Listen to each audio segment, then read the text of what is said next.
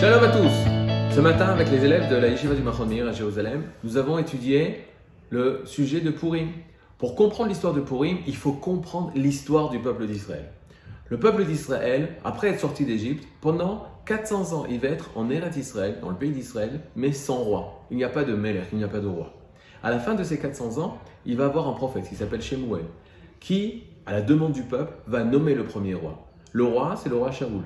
Le roi Shaoul va commencer à construire la royauté d'Israël, va être le premier roi. Shaoul veut dire en ivrite être emprunté, est emprunté. En fait, il emprunte la royauté de la maison de Yehuda. Pourquoi? Parce que Shaoul, c'est le descendant de Binyamin. Shaoul, il vient de la famille de Binyamin, de la tribu de Binyamin, alors que la royauté doit être dans la famille de Yehuda. Mais avant la royauté de Yehuda, qui est la royauté du roi David, etc., qu'on verra, Shaoul est le premier roi en Israël. Shaoul va construire ce royaume, il va avoir une armée forte qui va protéger le peuple d'Israël de tous les pays ennemis. Shaoul va être remplacé par le roi David. Après une longue histoire, Shaoul va mourir, David va devenir roi, et ça va être le premier roi de la royauté de la lignée de Yehuda. Et enfin, on a l'impression que le Mashiach est arrivé. David, le roi David, est le Messie tant attendu. Or, on voit qu'à la fin de sa vie, David Ameler va vouloir construire le Beth Amikdash, le temple de Jérusalem. Dieu ne va pas accepter que ce soit le roi David qui construit le Beth Amikdash, qui construit le temple à Jérusalem. La raison qui était invoquée, et c'est parce que David a fait beaucoup de guerres, et on préfère que le roi, qui va être son fils Shlomo, Salomon, ce sera lui qui construira le Beth Amikdash. À la mort du roi David, Shlomo, Salomon, va prendre la place de son père et va devenir le nouveau roi d'Israël.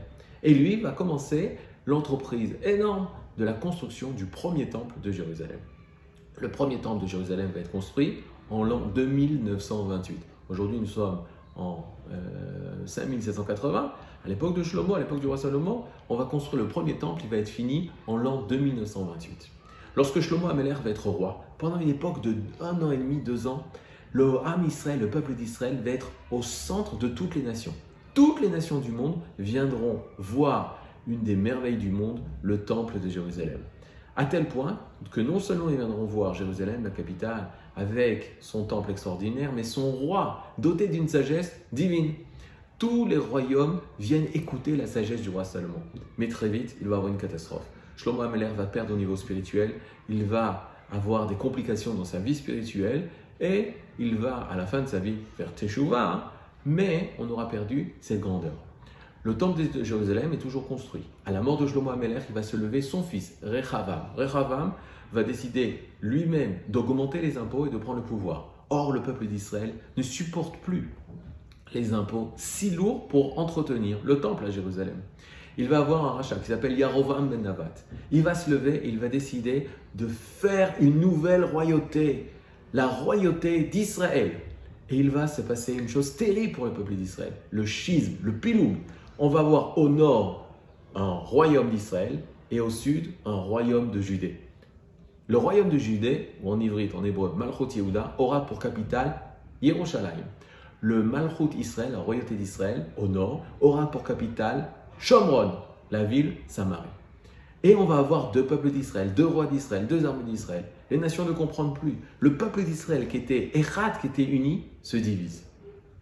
Malchut Israël, les Juifs qui habitent au nord d'Israël, au nord de Jérusalem, qui appartiennent dans la nouvelle Malchut, qui s'appelle Malchut Israël, vont être interdits d'accéder à Jérusalem.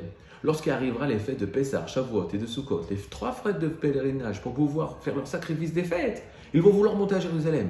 Le roi Yerovam va mettre des gardes, des gardiens, des soldats de frontières pour empêcher la venue des Juifs qui habitent au nord de retrouver la capitale de Malchut Yehuda pour faire une division totale.